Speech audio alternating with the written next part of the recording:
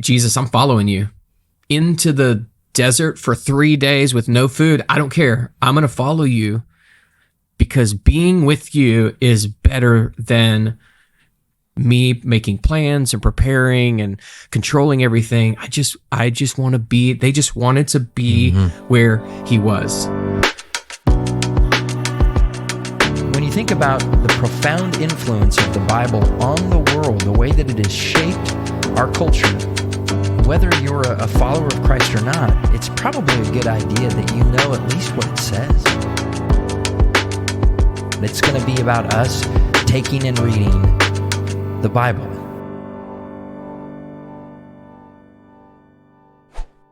Welcome back to the Take and Read podcast. Bernie Calcote in the house. Glad to be back, man. Oh, love it. Love it. An avid podcast listener. Like, one of the things that's cool that I love about you is you will come in and you'll talk about previous episodes because you listen and engage. Yes. And I love what you're doing, man. Like, I'm honored to be one of the people that you feel comfortable enough to bring in and do it with you. But I love all the guests and I love listening.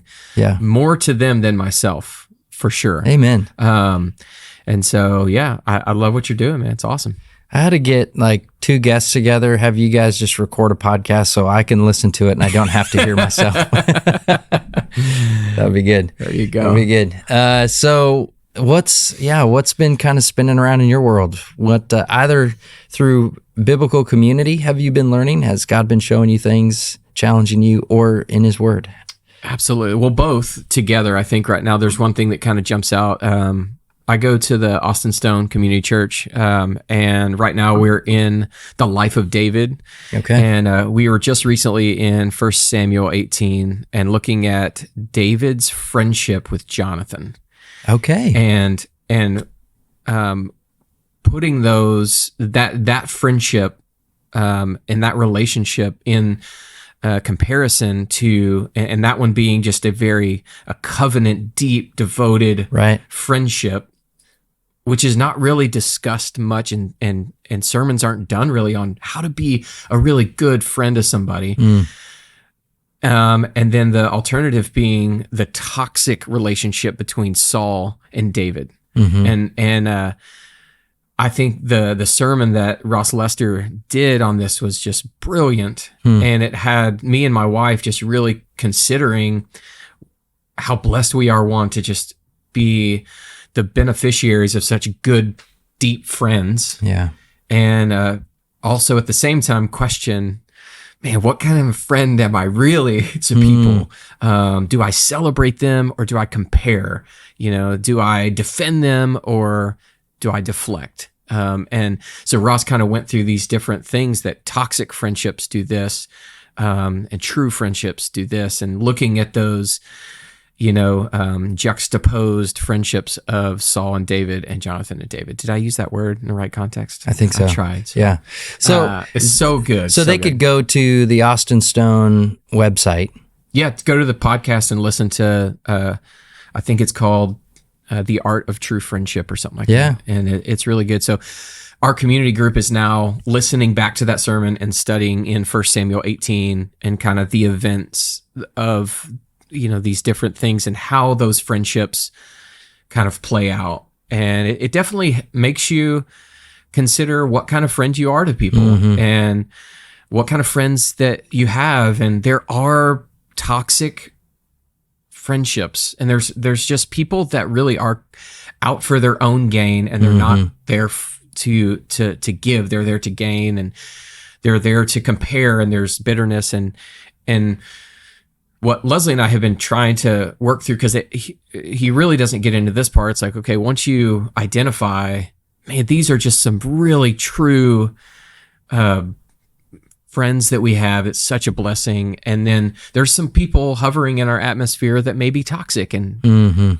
how do we put boundaries in place to still be people that are full of grace and love for those people, but also protect ourselves and our hearts? And so we're still kind of wrestling through all of that. And it's just been really good conversation between us and hopefully what will be between our community Because no matter who you are listening out there, a lot of sermons talk to people that consider being missionaries or Right. talk about the Garden of Gethsemane. And it's like, these things are applicable, but not in the same practical, everyday, real Right. context of being a friend. And how do we really strengthen each other's hand in God? Because that's the last kind of what we hear of Jonathan and David's friendship. That's the last thing that that it says about Jonathan to David, is that he strengthened his hand in God. It's like, oh man, I want to be the kind of friend that doesn't strengthen your appreciation for me or your love for me, but your hand in God and your faith is just built up through my friendship. And so, it's been really, really fun. Yeah, that's interesting the way you talk about it. You talk about these healthy friendships versus toxic. Another, like I was thinking, there's some that replenish and refill, and then some that just kind of drain your cup. Not that you may be called to interact with both groups, but to be able to recognize and then to ask the question, which kind of friend am I? And what are the characteristics, or what needs to be in place for me to be selfless like that? Because that's really what it is. You have those friends that truly do celebrate your wins with you and get excited. And man, when something happens that's hard for you, they take it hard too. And there's this sense of those friends that bear one another's burdens and celebrate at times. And it, rather than looking around going, well, I don't have any good friends like that, then you start to look at yourself and go, am I a good friend like that? That's right. Maybe that's where I should focus. Yeah. And then allow the Lord to bring those other friendships. That's powerful. Yeah. That's good stuff. Yeah, it's really good. So, what does it look like for you and your wife to wrestle through something like that together? Is this we're driving home and we hear that sermon and we begin to verbally process, or is this over time you're chewing on this? Sometimes we do on the way home from the service. We typically have our kids in the car, so depending on, there's certain layers that maybe we couldn't get to because the kids don't understand the context of those friendships, but it's played out over the last week and a half, right? Of in the evenings, we don't watch a lot of TV. We kind of are. I feel like we're doing kid stuff, whether it's sports or whatever, until it's bedtime, bath time. And then we kind of have an hour or two to just kind of talk and, interactions that day that kind of happened. We just talk about life day to day. And then like, okay, well, hey, remember that sermon? Like, how does that play out in this? And if there's any specific friendships or things that we've identified that really need to be processed, then we'll kind of like just come back to those in the evenings. Like, hey, I was thinking about this and I feel like this is what's happening. So how do we move forward in love in this way? So that's kind of how it plays out. In your life, it's not the case, I'm guessing, that every Sunday a sermon hits you like that. Definitely not. It's going to be clear that, man, there's just seasons where there's a particular message that God is using, so it will linger and you guys will process for time. So this isn't like every Sunday, man, there's this, you're launched into this just deep introspective inventory. Definitely not. And I think I've learned over time that that's why I'm not here saying like, Chet, you got to go and do this. It's the most powerful thing you'll ever hear. I've learned over time that, the Spirit just reveals different things and convicts different things to different people at different time. Now, something that did impact me, I want to share it and say like, maybe there's somebody out there that has some of these things going that it'll really resonate with them.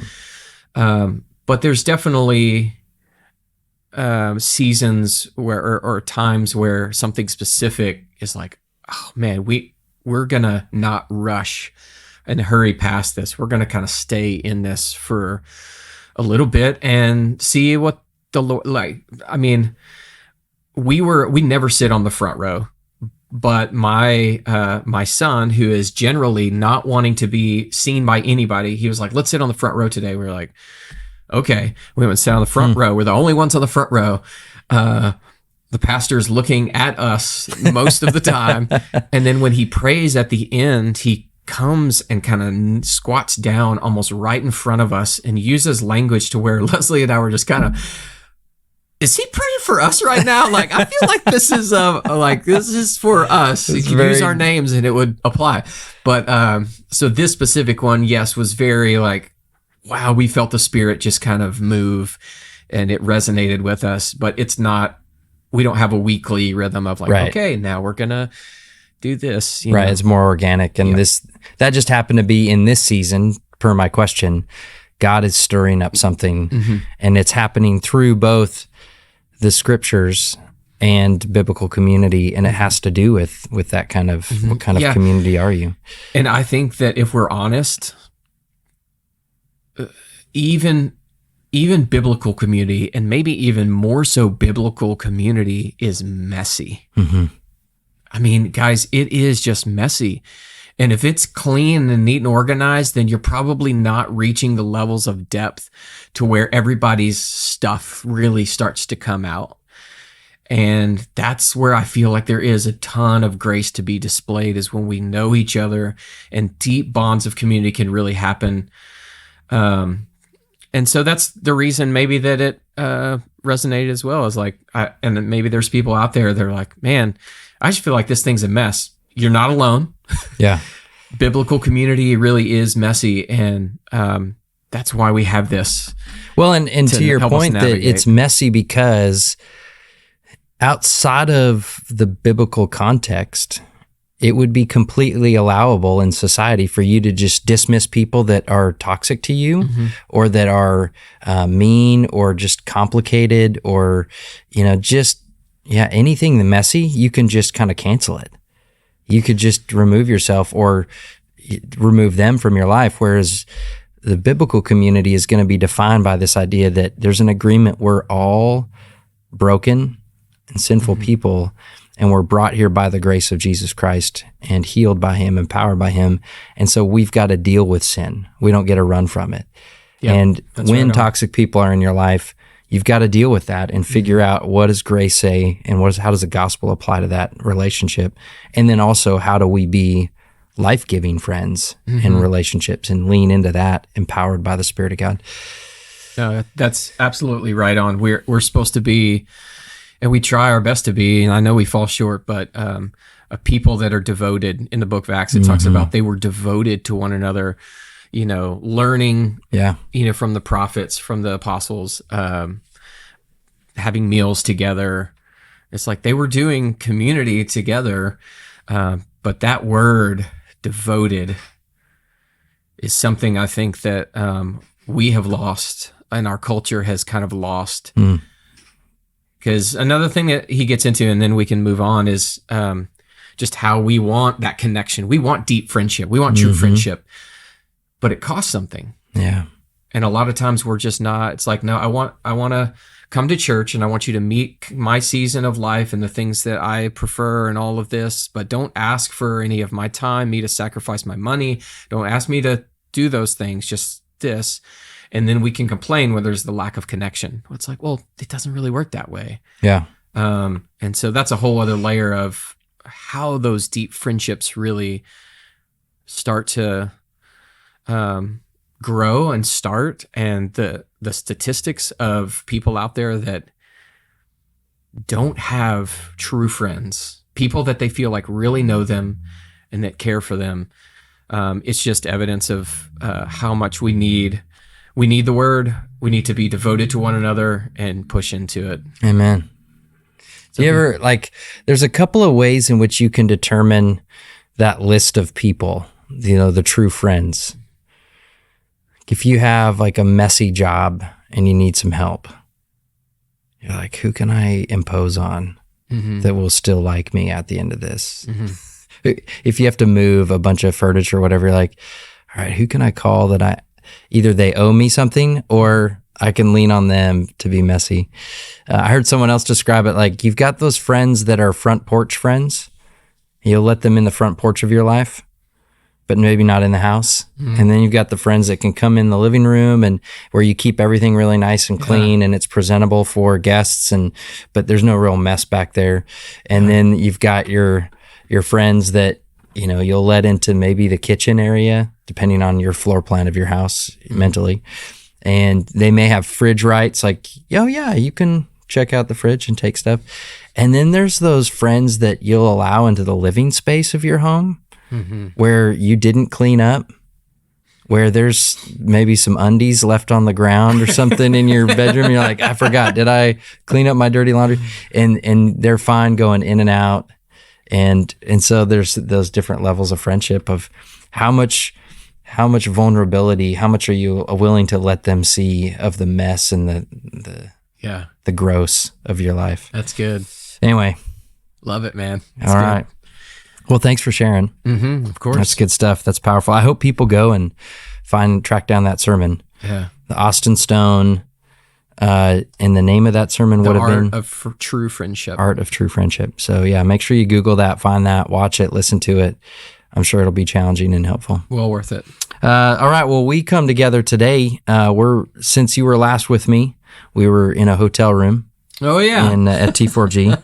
And we have not made it too far since that time. We're just making our way ever so slowly. And we turn our attention to the beginning of Mark chapter 8. Okay. And in the Gospel of Mark, obviously these the chapter and verse numbers, these were all added later, but there is a way in which it's organized and it kind of helps us understand where we're at in this thing. And there's 16 chapters in the Gospel of Mark, so we're getting towards the halfway point. We're not quite there, but we're getting a lot closer to the halfway point.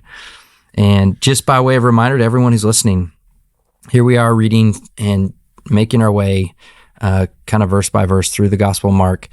Mark being the collected preaching of Peter, as we understand it, and Mark being a scribe and somebody who's taking down that teaching of Peter.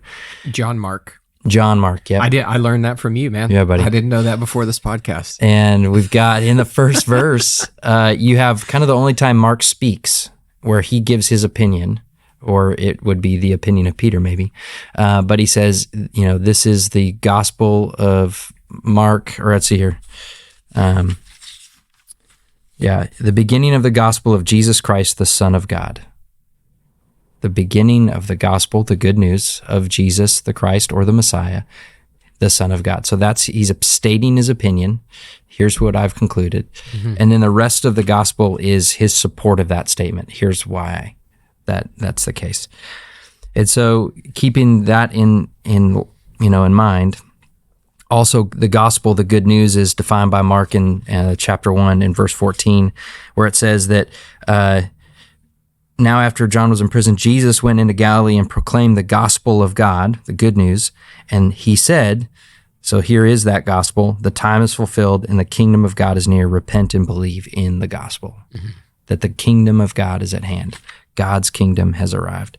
And so we understand that to be through the king of that kingdom, or the Messiah that was understood to come, the anointed one, the promised one that would come and make all things right again. And so that's what we've been watching and witnessing as we've kind of gone through. We've seen him demonstrate that authority, that kingly authority, through his teaching. He teaches as one who has authority, not like the scribes. He demonstrates that in his exorcising of the demonic, right? Casting out demons, healing sicknesses, as well as calming weather systems. So storms, wind, waves, these types of things. He has command. He has authority. I do think it's interesting that as he goes through this, how quickly the demonic recognize who he is, how quickly the physical world will respond to him, the cellular level as well as the macro weather system level. And yet there are multiple times where he tells people to not say anything, and then they go out broadcasting stuff. So it's interesting that the whole universe gets it and understands and recognizes his authority. And obeys. Even the demonic, yeah, and they obey. And yet it's people time and time again that don't understand and don't recognize what's going on in front of them. And maybe when they do, or they experience that authority, they don't necessarily obey. Mm-hmm. It's fascinating to me. Stinking sinners. Yeah. Man. People are the worst, man. Selfish pigs. Man. Okay. All righty. So we find ourselves, Mark chapter 8, verse 1. Okay. We're just going to read the first 10 verses as we jump into this. We are reading from the NET, the New English Translation. I think I got to introduce you to that translation. You did. A few and I have back. one. And it's a fun translation. Yeah. So, yes, for those who are following along, if you have a different translation, that's just an opportunity to kind of make note of maybe some word usage that's different. That's a good place to start kind of wrestling with what does this thing mean. Alrighty, here we go. We jump in. Chapter 8, verse 1. In those days, there was another large crowd with nothing to eat. So Jesus called his disciples and said to them, I have compassion on the crowd, because they have already been here with me 3 days, and they have nothing to eat. If I send them home hungry, they will faint on the way, and some of them have come from a great distance. His disciples answered him, Where can someone get enough bread in this desolate place to satisfy these people? He asked them, How many loaves do you have? They replied, 7. Then he directed the crowd to sit down on the ground. After he took the 7 loaves and gave thanks, he broke them and began giving them to the disciples to serve. So they served the crowd. They also had a few small fish. After giving thanks for these, he told them to serve these as well. Everyone ate and was satisfied, and they picked up the broken pieces left over, 7 baskets full. There were about 4,000 who ate. Then he dismissed them. Immediately, he got into the boat with the disciples and went to the district of Dalmanutha. Okay, so a familiar episode because he's already fed the 5,000. Yeah. So not to mistake those two events. This happens twice in the life and ministry of Jesus, mm-hmm. where there are thousands gathered. They're engaged in his teaching. He sees them. He has compassion, and his compassion is demonstrated in doing something about it, mm-hmm. and demonstrating power. What else do you see here that kind of helps paint the picture? Okay. So we can kind of... Well, I got a ton of questions. All right. Like this thing, I'm just like, wait, what? But we'll get there. Yeah. So first we're going to paint the picture. Yeah. Right? Yeah, What yeah. else do we see? Yeah. Okay. Well, this wasn't a, hey, we got, stuck up in Gerald in the evening. Right. This was, they'd been out there for 3 days, quite a long time. And it was a great distance. So it wasn't like they could just kind of scoot back. Right. So yeah, you wonder, like, by midday of day 2, they're like, it's been a bit since we ate. I'm getting hungry. Right. And food trucks around here, like 3 days. 3 days.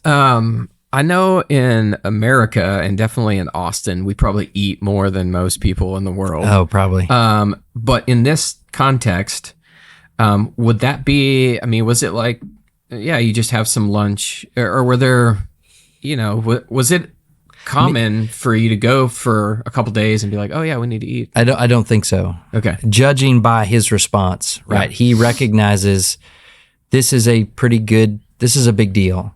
Yeah. That they've been with him for 3 days. He has compassion. He recognizes that at this point, if they start to head home, they'll probably pass out. Yeah. So it's too late. They've gone too far or too long without food. Okay. Yeah. Clearly painting the picture, which again raises some questions. I don't know. I wasn't there, but I feel like if I was there the first time feeding the 5,000 and I went to Jesus and was like, what are we supposed to do? There's no, are we supposed to get bread for everybody in this desolate place? And he's like, oh, what do you got? Okay, here. And everybody eats. The next time that happens, I'm probably going to say, hey, can you do the thing? Remember what, like, do we need to do the same thing?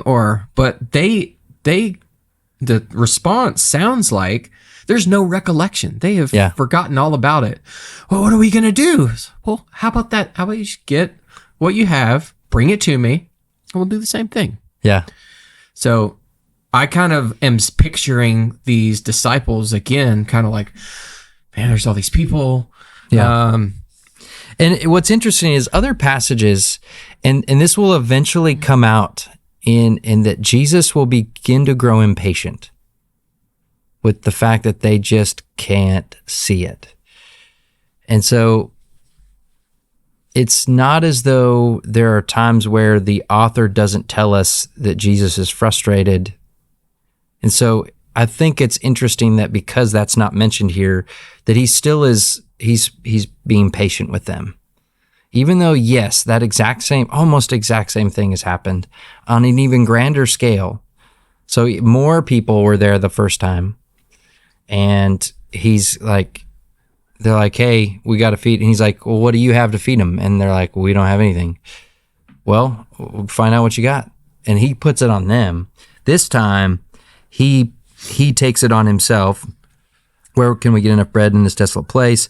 How many loaves do you have? And he directs and then he does his thing and he has them serve them. But it seems like there's just this level of patience that exists even still. Mm-hmm. But that will run out. And so I'm kind of foreshadowing there's a time coming where he references both of the events, where he says, remember the feeding of the 5 and then remember the feeding of the 4,000? Like, you remember these incidents? Like, and you still don't understand what's happening. Like, right. There's a point which he's going to be fed up, right? But he's not now. Right. He's like, okay, yeah. So to be clear, when it says, and even in the 5,000 and the 4,000, these are 4,000 men. Yeah, I've kind of heard it different ways, as if there was 5,000 men, which means there was also, and maybe this was when you did the podcast on that one, where it was like there could have been upwards of 10,000. Yeah, they estimate people on that first episode, like that first incident of the feeding of the 5,000 that it's called. It's back in chapter 6. And in verse 44, it specifies, now there were 5,000 men who ate the bread.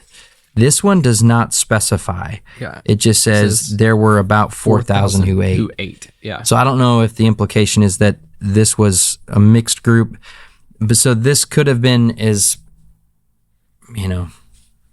we know that it was probably 20% less, at least, than the first one. Right. And I know that it sounds like amazing that I threw that number out, but I'm just taking the simple numbers of 5,000, 4,000, and if you double those to 10 or 8, yeah, you got that. Yep. So yeah, it's a lesser number, and the circumstances are similar. They're not exactly the same, right? The elements are the same. It's loaves of bread. It's a couple of fish. He takes them. He gives thanks. So there's this process of him acknowledging the Father and praying and giving thanks for this provision before he does anything with it. And then he distributes in a miraculous kind of, I don't know if you could call it creation ex nihilo, which refers to this idea of creating out of nothing, but he takes a very small amount and he makes it much. Mm-hmm. And it's the second time that he does something like this. And he does it because he's moved by compassion. He sees. That's one of the words definitely that jumped out to me after the book recommendation from you, Gentle and Lowly, that I read. Whenever I hear words like that in the scripture, I think that they just remind me over and over, this is who Jesus was. Yeah. He continued to have compassion on people. Yeah. And so there's even an implication of faith being exercised here. There's people here that have gathered and followed him to a desolate place that are hanging out and camping out to hear him teach. Mm-hmm.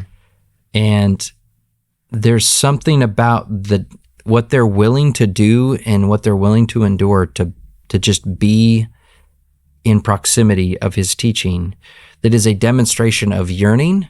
It's a demonstration of maybe commitment. It's a demonstration of something. Do you think that that's something that's lost on our culture when we read this? Like, we don't really understand the weight and the sacrifice of these people.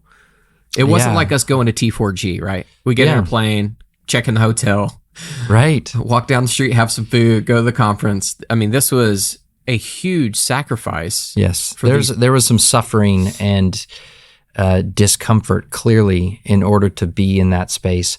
If it was men, they're going without labor, and in many cases they're working for a day's wage, and that's going to provide food for the day. Yeah.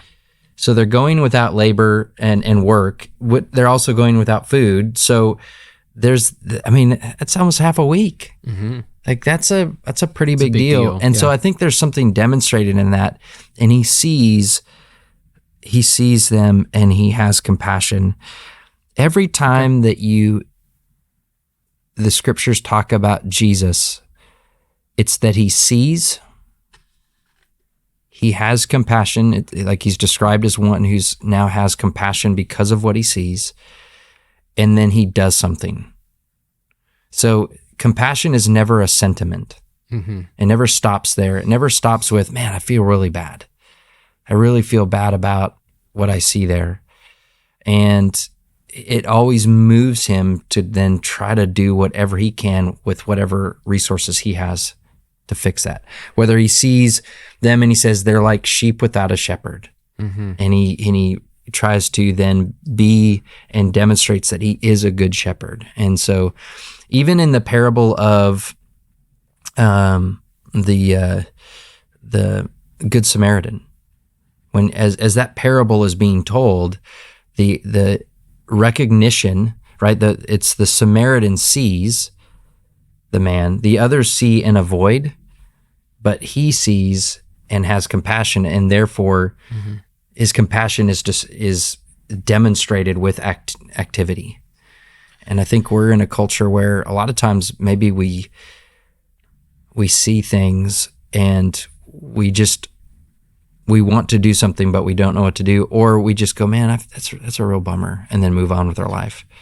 Apathy definitely is part of it. I think too, if I'm being honest for myself, I think I go to judgment quicker than compassion.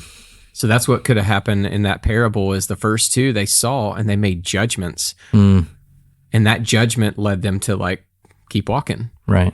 Well, they probably deserve that. And we do this. Everybody does it, right? Yeah, maybe you're a disciple. Maybe you're somebody going, dude, these people are out here for 3 days. It's their fault. Why didn't they think to bring food? Why didn't they go home and get some food? Or why didn't they bring some food? Right. Like, we're not on the hook for them. And so the alternative reaction from judgment is compassion and then self-sacrifice to kind of move into that. So yeah, that's definitely one thing that jumps out is how often do we see someone or a people that are in a situation maybe that they've brought on themselves, and we turn away in judgment instead of moving close in compassion and help and responding out of that. Yeah, the interaction between Jesus and the disciples seems to be kind of the primary activity in this, right? You have the scene is set and he sees this large crowd. They have nothing to eat, and he called the disciples to them. I have compassion on the crowd. And he kind of says why. And then he says to the disciples, or they ask him, where can we get enough bread? Right. So the question, it just demonstrates that they just don't get it. They don't understand. I don't know that they don't believe. I think it still hasn't clicked. It just hasn't clicked. Like who it is they're with and what he's capable of. They recognize he has compassion. They're like, okay, well, what do you want us to do about it? Like, they don't recognize the power that exists right in front of their face. And he's like, all right, well, how many do you have? And so then you have this dialogue go back and forth, and everybody's eating to their fill. There's plenty of leftovers. There's 7 baskets of leftovers, and he dismisses them, and immediately they get in the boat and they head out and they go somewhere else. Do you know if there's any significance to the leftover 7 baskets full? So 7 is a number of completion. So, I don't know that that's necessarily what it means here, but you imagine that they've got 7 loaves that now turn into 7 baskets of leftovers. It just, I think, is an indication of just abundance. Like there was more than enough where everyone ate their fill, and there was and bread wasn't something that's going to go bad right away. So they're able to then, he leaves them as soon as he feeds them. It says immediately they get in the boat and they head out. So he leaves everybody with the baskets. But it's interesting when it's brought up again later, the reference to the leftovers is made.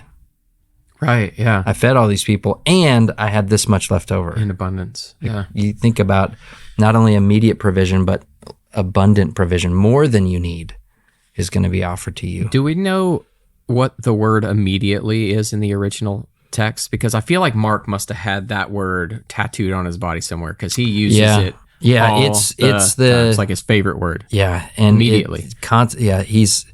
It's this pace of the gospel is this sense of just constant moving to the next and to the next. And immediately he said this, and immediately they went here, and immediately they got in the boat. So I think you're right to identify that, and that is just a general trend that Mark uses it more than anyone else. And that word just kind of shows action, that there was no lingering, there was no, they moved on from there. And who knows, that could have been maybe Peter's personality coming through, or John Mark's personality, just shortened to the point, and then they went here, and then they went here. It's like me. It's like, hey, what are we doing? Let's go to the next thing. Come on, immediately go to this. Right. Type A brain. Yeah. And so when we start to wrestle with the kind of we understand how this lands here, in that in this immediate context, you have the recipients of the bread, so this crowd gathered, you have the disciples and what they're witnessing, and what are they processing with this, and then what about Mark's audience that's receiving this gospel? There's probably a few different ways that meaning starts to land, but in this immediate context of the disciples and those gathered that are fed, this is a different group. For them, the group that's being fed, there's nothing that indicates it's the same crowd as the last feeding that happened in chapter 6. So this could be a totally different group of people that experience this miraculous physical miracle. And so they're already sacrificing much. And so there's this great reward that they experience for the sacrifice, they're provided for, and they receive the compassion of Christ. The disciples, what does this mean for them? We don't know what they see or understand here. We're not given any insight into their level of understanding. Yeah. But yet again, they're agents of God's compassion, because he doesn't distribute. He has them distribute the food. He takes what they have, 7 loaves. It's like, what do you have? We have this. Okay, let me see it for a minute. He gives it back to them, and they serve thousands of people with leftovers. I feel like what they would have to, and I know it's not in here, but what they would have to, just a small thing that they would have to take away from this is that faithfulness, the consistency, and I'm just thinking how I relate to these disciples. And I know in the beginning of the podcast, I'm like, what's wrong with these guys? Come on, he just did this. But if I look at my own life, it's like I get so untrusting that God's going to provide. When if I just take a moment, it's like, well, dude, look at what he's done. Look at his track record. He's gonna provide. Yeah. And I feel like in our kind of walk of faith, as we, by God's grace, stay close to him and in his provision, that confidence in his faithfulness just begins to build and grow and grow. And so maybe that's something, it's another kind of just like cookie in the cookie jar that one day they're going to pull from and be like, oh man, remember the 5,000? Remember the 4,000? But I would just make that assumption. I don't know. It doesn't say that, but I would have to think that, man, after he's done this, they would have to be like, oh man, look at each other. Yeah, there seems to be I don't know if it's forgetfulness. That's probably part of it. But here are these group of followers, the disciples, that have now witnessed time and time again Jesus' compassion, his power, his authority. They've seen the signs and the miracles, the demonstration of the kingdom over and over again, and yet they're still very capable of ignorance, disbelief, sin. A lightly developed faith, but not a fully developed faith. Like and so there is a sense in which their humanity and their limit to this understanding is relatable for us. Mm-hmm. Like, man, like you said, I can very easily forget his provision from last week, or that one time where he provided for our family. And when I find myself a year later in that same pickle, I'm like, I don't readily remember his provision and how he got us out of that pickle last time. And so, yeah, there's a relatability to the disciples. And I think you're right. There's also a display of, it's just this growing understanding, because they don't have the advantage that we do, where we can look back on thousands of years of tradition and have this Bible and all of and maybe even like generations of people that maybe have believed, that have told us stories of their experience of Christ, and they're meeting the Messiah for the first time. Like, this is in their lifetime. It didn't happen for their parents. This is for them. And so this is reshaping their entire normal. There's a whole new normal because he's on the scene, and everything that they knew and generations of what they've been taught have either been fulfilled or reshaped to understand truly who the Messiah is and what he's capable of, maybe because of some misunderstanding about the Messiah. So you do want to give grace, but there is this, it's happening in front of them and it's repetitive. And so, on display here is Jesus's unending compassion. Mm-hmm. I think some patience, and for them, just gradually filling in their understanding of who he is.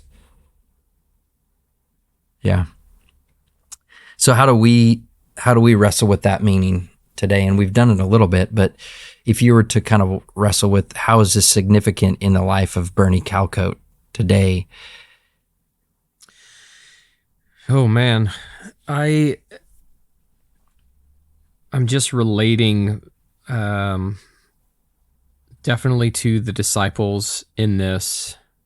Like I said, it's weird, as I was coming over here today and just kind of, praying and thinking about life and about what, God's kind of wrestling, what I've been wrestling through with God. And there was this idea of letting go and control. And I can think about that in the context of my business, of my marriage, of my family, my kids, that there's this feeling I think that we all have of wanting to be in control and to be in the know, instead of kind of relinquishing that, because what we're betting on is God's faithfulness. And even though he has shown it time and time again, there is something inside of me that fears it won't be as I expect it. That's a little bit scary. Even though I know what he's going to do is going to far surpass what I could do in my own control. So there's this, I feel the angst that the disciples must be going through. It's like, and some of it is just a natural inclination to trust self. Because they're just, there probably have been in that, and I'm in that, and we're all in that trust of self. And so I think that this is really another place where the word for me is just God asking me to let go. Yeah. And the idea of God's rightful place in my heart and a right understanding of who he is and what he deserves of me, I think does start to change that expectation of what's going to happen. Because when I get in the mind frame of, God, this is for your glory. My life is for me to glorify you. And I know that you're most glorified when I'm most satisfied in you and not the way things are going to go. So that is the tension in maybe my life, maybe some people's life out there is like, God, I want to glorify you, but I have this human tension that pulls me back into wanting to know, and wanting to understand, and wanting to control, and wanting to glorify me instead of letting go. Because when I do let go, it is almost determined that you will receive the glory because I had nothing to do with it. Right. That's good. Something you said, this idea of relinquishing control, that's a step of faith. That's a demonstration of confidence. And you're declaring who he is, and you're also recognizing who you are. When you let go, you're saying, I believe that you are God and you're capable. I also believe that I'm not, and I'm not God and I'm not capable. Therefore, I'm going to relinquish control to you. I'm going to surrender. And I think there's something that this word keeps popping up for me in this passage, and that is, I keep thinking the word again. Like, didn't he already do this once? Like, why would Mark include this again? And then the disciples may be wondering, well, can he do that miracle again? Like, I don't know that they had recollection of the last one, but maybe there was this, I know you did it that one time, but again? And Jesus probably looking at them, and they're wondering about how they're going to feed everybody, and he's going, really? Again? You're wondering? Like, you're asking again? Again? So this word again starts to just kind of, why would God do this again? And maybe it's because I will wrestle with his faithfulness and wonder, I know you helped me out last time, but are you the kind of God that would do it again? I know that I've fallen into this sin pattern again. And does your forgiveness come again, even though I completely just blew you off and decided to go my own way? And so, is he a God of agains? Yeah. Yeah. He's a God that says, yes, again and again and again. My love is never ending. I'm always faithful. So yes, you can come back again and again and again. Yeah. Yeah, that's so good. I think the crowd needs to be recognized here too, because I mean, how often are we in the position, our heart in the position of this crowd in our lives, that we say, Jesus, I'm following you into the desert for 3 days with no food. I don't care. I'm going to follow you because being with you is better than me making plans and preparing and controlling everything. I just want to be, they just wanted to be where he was. And how often is that really our heart's cry?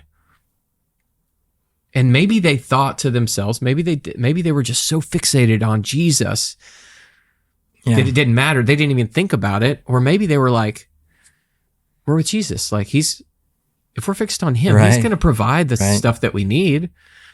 I don't know. I think I would love to sit down with somebody from that crowd and be like, where was your heart? What were you thinking? Were you just so inspired and drawn and in just this place of adoration for Jesus? You just want to be near him no matter the cost. Right. That he is the only thing that satisfies. Mm-hmm. And that other things that maybe are temporal, like our belly or, whatever else, that those things pale in comparison to whatever is being satiated by him. Mm-hmm. Yeah. That's a good word. Yeah. Bernie Calcote. Yeah. Did we do it? Did we stay close to the time frame we were supposed to? That was good. It was good. I'm sorry, guys. Chad always has to remind when we start. Okay, we're going to try to hit this time frame. But we like to talk, both of us. Yeah, we do. We're verbose. So if you're listening and anything has kind of stirred up questions for you, please email me at takeandreadpodcast@gmail.com. If you have a question for Bernie or myself, I'll be sure that he gets that question if you have a question for him. But so grateful to have you. So grateful for your friendship. A friendship that definitely is healthy and fills my cup. It is not draining, and definitely always want more time with Bernie. And so I appreciate the time that I do get. And thank you for 22beans.com for the support of the podcast. They help with some of the production costs. So go out there, 22beans.com. Check out their different offerings of beans, of very yummy coffee beans. And you can also buy Take and Read podcast hats there if you want to support the podcast. So Thank you so much to them. And thanks for Bernie for being here. Thanks for having me, man. I love you, brother. Glad you're here. Enjoyed the time in the Word. And I encourage everybody out there to go take and read the Word of God. Amen.